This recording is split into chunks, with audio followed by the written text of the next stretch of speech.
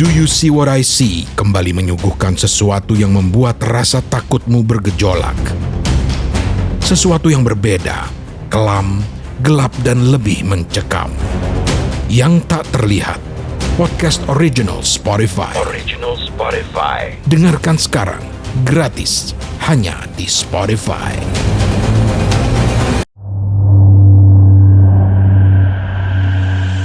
Kalian mungkin inget ya, atau mungkin tahu banyak tentang kejadian pada tahun 1998. Kejadian yang sangat mengerikan di negara kita tercinta. Terjadinya penjarahan-penjarahan dan sesuatu yang chaos ya. Hingga menyebabkan kenangan kelam yang masih terus terkenang hingga sekarang. Saya adalah seorang petugas keamanan yang berjaga di salah satu mall. Dan mall itu berdiri 5 lantai. Dan tadinya mall ini adalah sebuah hotel bintang 4 yang terbakar di tahun 1998. Namun pemerintah bekerja sama dengan pihak swasta berupaya mengupayakan untuk mengembalikan geliat hotel yang sempat ramai ya. Letaknya di tengah kota, di antara persimpangan jalan. Banyak hotel-hotel lain juga, beraneka macam, mall dan gedung-gedung tinggi lainnya ada di daerah itu.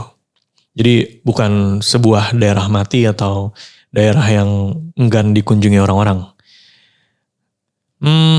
Tapi nggak tahu kenapa ya, sampai puluhan tahun setelah hotel yang direnovasi menjadi mall ini tidak pernah ramai. Jangankan pengunjung, tenan-tenan juga seolah enggan untuk mengisi mall itu, nggak tahu apa sebabnya.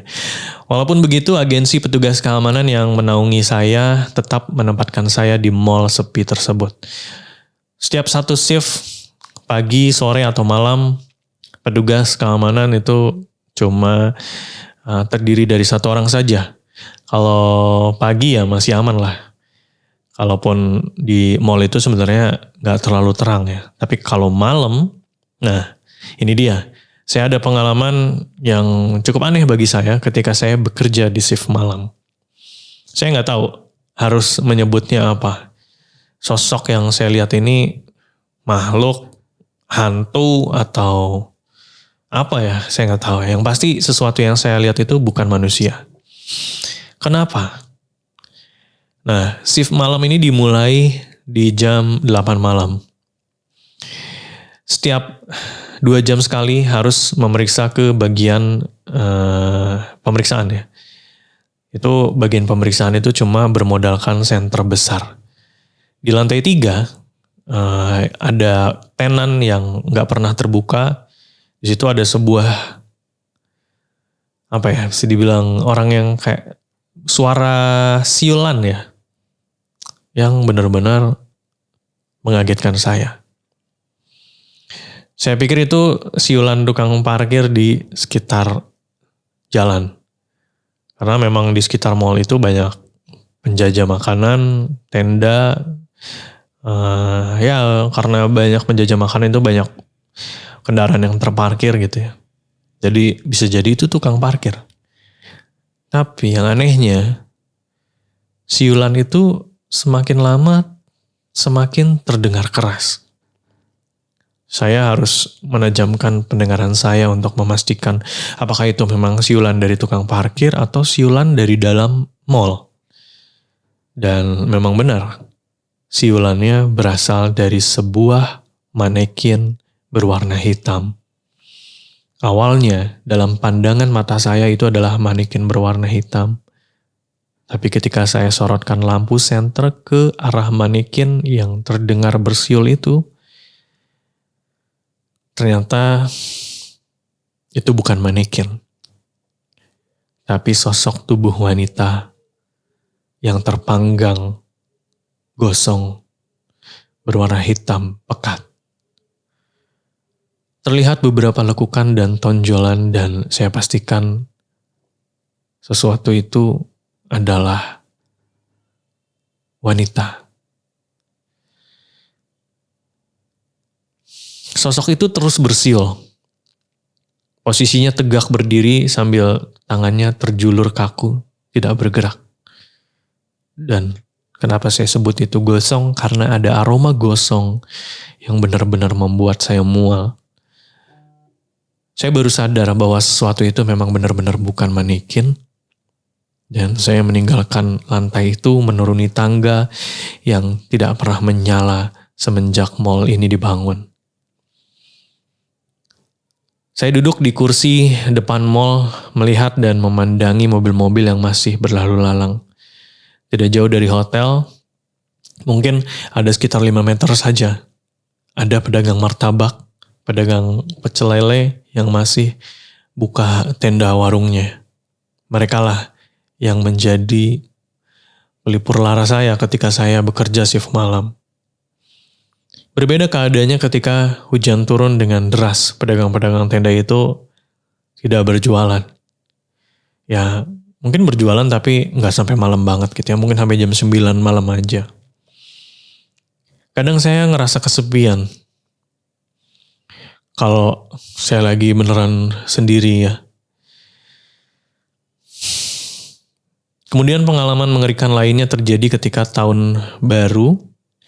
Waktu itu tahun baru Cina ya. Waktu itu mall di sekitar mall tua ini rame banget. Karena ada atraksi-atraksi ya. Barongsai segala macam. Nah, itu ramenya hanya di sekitaran mall saja. Tapi di mallnya sepi. Ya gimana mau rame ya, karena tenan di dalam mallnya aja kosong gitu ya. Saya berkeliling mall waktu itu. Biasa melakukan check and recheck ya. Waktu itu belum jam 12 malam.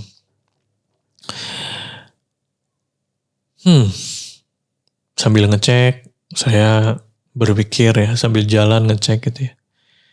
Ini kenapa ya? Kenapa harus dicek 2 jam sekali? Ini kan mall kosong gitu ya, gak ada isinya. Orang pasti takut ya. Mau masuk pasti takut karena sepi. Makanya ngapain diperiksa 2 jam sekali? Tiba-tiba saya mencium lagi aroma gosong yang menusuk hidung. Ya, ini aroma yang sama seperti beberapa hari lalu. Buru-buru saya mencari tangga dengan niatan akan turun ke lantai bawah. Tapi dari lantai atas, saya mendengar suara riuh orang ramai yang berlarian.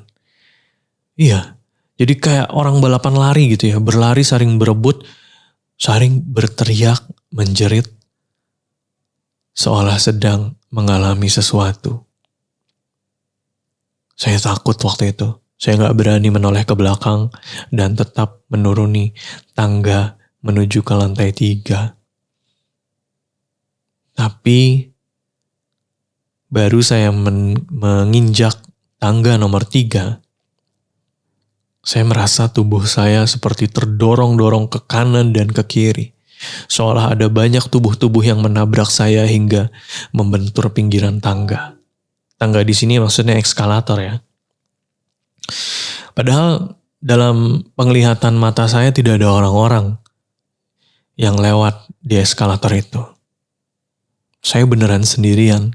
Tapi hentakan-hentakan dari badan-badan orang yang menabrak-nabrak saya itu seolah terasa sangat nyata. Bahkan jemari kaki saya yang menggunakan sepatu tebal itu terasa sakit ya, terinjak-injak. Dan ketika saat itu dibuka, kaki saya terlihat memar. Ya, seperti diinjak-injak sama orang lain gitu. Dalam keadaan panik dan merinding yang gak berhenti saat itu. Tapi di satu sisi lain saya juga bingung karena saya gak bisa melakukan apa-apa. Saya hanya bisa berucap dalam hati, Ya Allah, Ya Allah, Ya Allah. Dan itu benar-benar pengalaman yang menakutkan. Saya pun terkadang berpikir gitu ya. Suka membuat cocokologi gitu ya. kejadian yang saya alami di tangga lift. Mungkin apa saja yang saya rasakan itu mungkin itulah yang dirasakan oleh orang-orang yang berada di hotel dan terjebak ketika hotel itu dilalap api di tahun 1998. Ratusan orang meninggal saat itu.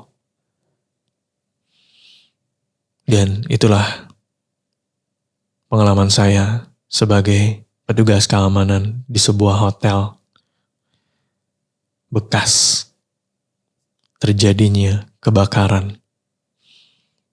Oke, itu cerita yang sudah dikirimkan oleh Mas Habibi. Terima kasih banyak ceritanya ya. Jadi buat warga Desa Skaudi, sekali lagi saya kasih tahu untuk bisa langsung mengirimkan ceritanya ya, baik itu bentuk tulisan maupun rekaman audio, kirim ke email ke podcast.ceritahoror@gmail.com. Dan jangan lupa juga untuk share, subscribe ya, komen kalau perlu. Jangan takut, komennya pasti dibaca ya. Kemudian jangan lupa juga kalau di Spotify kita sedang berlangsung satu channel yang keren banget. Channelnya namanya Yang Tak Terlihat. Bisa search aja di Spotify. Itu tentang cerita nyata juga yang dikemas dengan audio drama yang pastinya bakal bikin bulu kuduk warga Desa Skaudi semua merinding. Oke, kalau gitu saya Raden Ruli pamit. Sampai ketemu di episode selanjutnya. Wassalamualaikum warahmatullahi wabarakatuh.